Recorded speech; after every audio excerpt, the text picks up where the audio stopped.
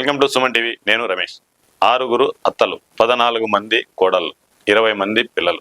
ఇదేదో సినిమాల్లోనో సీరియల్లోనో ఉండే కుటుంబ కథా చిత్రానికి సంబంధించిన అంశం అనుకుంటున్నారా? కానే కాదు. ఇదొక ఆదర్శ ఉమ్మడి అందమైన కుటుంబానికి సంబంధించిన ఒక రియల్ స్టోరీ.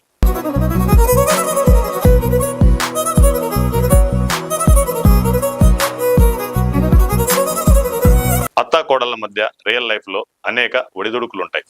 అత్త వేధిస్తోందనో, కోడలు చూడలేదనో వేరు కాపురాలు పెట్టే ఈ రోజుల్లో 6 తరాలుగా ఒక ఉమ్మడి కుటుంబం ఏమాత్రం మనస్పర్ధలకు పోకుండా అంతా కలిసికట్టుగా జీవనం సాగిస్తున్న ఓ ఆదర్శ కుటుంబం అది.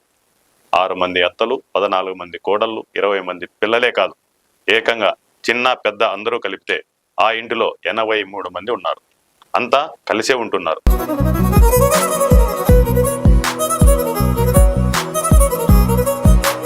నలుగురు పిల్లలుంటేనే నానా యాగి కనిపిస్తుంది, కానీ అక్కడ మాత్రం ఆనందం తాండవిస్తోంది.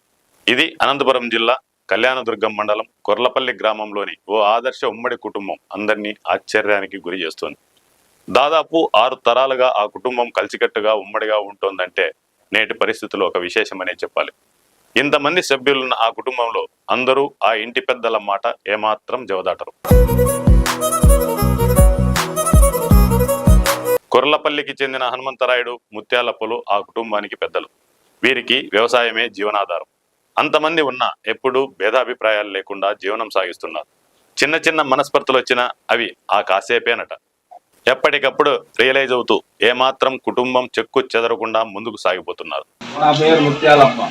మేము 85 మంది కలిసి ఉన్నాము. మేము మా బావగారు అన్యోన్యంగా ఉన్నాము. మా పిల్లలు ఏమి చెప్పినా అది సక్రమంగా పనులు చేస్తున్నారు.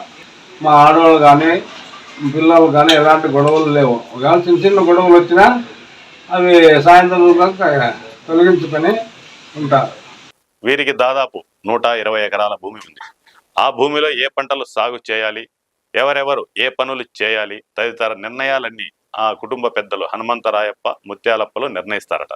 ఇక వారి కుమారులు, కోడళ్ళు, మనవళ్ళు, మనవరాళ్ళు ఆ పనులను తూచా తప్పకుండా పాటిస్తారట.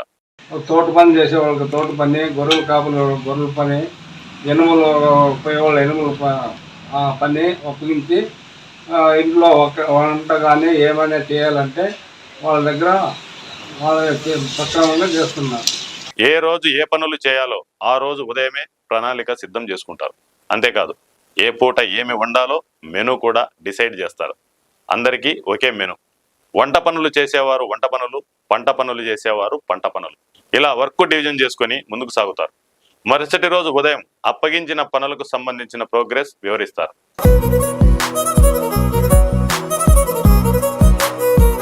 ఇక చిన్న పిల్లలకు బట్టలు కొనాలన్నా, పండగలు పబ్బాలకు సంబరాలకు ఇంటిలో సరుకులు కొనాలన్నా కుటుంబ పెద్దలే డిసైడ్ చేస్తారట. కానీ ఎప్పుడూ ఏ విషయంలో కూడా వారి మాటకు జవదాటని పరిస్థితులు లేవని చెబుతున్నారు ఆ కుటుంబీకులు. నేటి సోషల్ మీడియా ప్రభావంతో నలుగురున్న కుటుంబాల్లో కూడా అనేక రకాల అవాంతరాలు ఏర్పడుతున్న నేటి పరిస్థితుల్లో కూడా ఆ కుటుంబం ఎంతో మందికి ఆదర్శంగా నిలుస్తోందనే చెప్పాలి. నేను ఉమ్మడి కుటుంబంగా ఇంతవరకు 6 తరాల నుండి మా తాత, మా నాయన, మా నేను, నా అన్నదమ్ములు, నా బామ్మడులు అంటే కలిసి 6 తరాలు అంటే 6 తరాలు తీసుకొచ్చినాము మేము. మాకు ఒకప్పుడు చాలా కష్టపడుతుందిగా ఉన్నాడు. అప్పుడు ఇంతమంది పిల్లలు లేదు, మేమే కష్టపడాలా, మేమే మా పిల్లలు కొంటాలా, మా పెద్దోళ్ళు మేమే సాగాలా. అట్లా బయటపడి నేను చదువు నాకు అప్పుడు కుటుంబం బాధపడి నాకు చదువు లేకపోయింది సార్. ఏదో 8 క్లాస్ 9 క్లాస్ చదివి ఇచ్చిపెట్టి మా కుటుంబ బాధలో పడిపోయాను నేను. ఇక ఆ రోజు నేను ఆ కుటుంబంలో రాకపోతే ఇప్పుడు నా కుటుంబం ఎక్కడ పోతుందో ఏమో సార్ అర్థం కాకుండా అయిపోతుండే.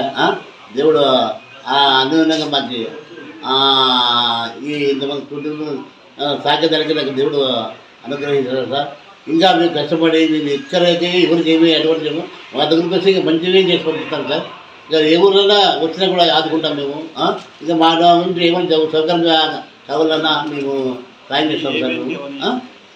ఇంకా ఒకటి ఈ ఊళ్ళో కొంతమంది కూడా పిల్లలు చెప్తున్నారు, నేను అయ్యా ఇక్కడ ఉండండి అయ్యా, జీవించండి అయ్యా, ఇంకా దేవుడు మీకు అంతే అనుకూలం చేస్తాడు. మీరు ఇట్లా ఉండకుండా ఏం చేసుకుంటారు, ఏం చేసుకోగలుగుతున్నారు. అదే ఇది మేము ఎట్లా వెళ్దాం చూడండి ఒకసారి. చూసి నేర్చుకుంటాం ఉంటుంది. ఇంకా ఇంకా అభివృద్ధి అవుతుంది. ఆ దేవుని బాధ చేసి అన్నీ అనుకూలంగా జరుగుతాయి. ఇష్టంతో నాకు ఒకప్పుడు ఏం లేదు, తిండికి అన్నం లేదు, ఉపవాసం ఉంటాను నేను. మా తాతకాలంలో మా తాత చనిపోయినాడు, మా ఇంట్లో పిండకులు లేదు సార్, మా ఇంట్లో పిండకులు లేదు అన్న. అది ఆ పొద్దున మా తాత చనిపోయినటువంటి చనిపోయింటే పిండకులు వేరే వాళ్ళు తీసుకొచ్చి అన్నం చేసి ఆయన కాలు తీసుకుని ఉంటాను మేము. అట్లా అక్కడి నుండి నేను అది కనుక్కుని అక్కడి నుంచి నాకు పట్టుదల బట్టి మా కుటుంబం కాకూడదు, వాళ్ళ అభివృద్ధి చెందాలా, ఇంకా మా తాత తరాలంటే వాళ్ళు ఎంతో జీవించి లాస్ట్ ఏమనుకుండా అయిపోయినారు. మనం అట్లా కాకూడదు. నా కుటుంబం, నా బాబు అనుకున్నా, నా కొడుకులు అనుకున్నా, నా తమ్ముడు అనుకున్నా కష్టపడి ఇంతవరకు నేను సాగించుకొచ్చినాను సార్. నేను అట్లా కాకపోతే కదా నా కుటుంబం లేదు ఈరోజు. నేను చాలా కష్టపడ్డాను. మా పిల్లలకి ఏం చెప్పుకున్నాను, మా పిల్లలు కూడా అట్లా నా అడుగులోనే నడిచాను సార్. నేను ఇంకోటి నాకు ఇవన్నీ ఎత్తుకుంటే నాకు మద్దతు చూసాను, నాకు దుఃఖాలు తక్కువ. పేరు అనురాధ. నేను ఇంటికి రెండో కోడలు. మాది అంతా 80 మంది ఉమ్మడి కుటుంబం మాదంతా.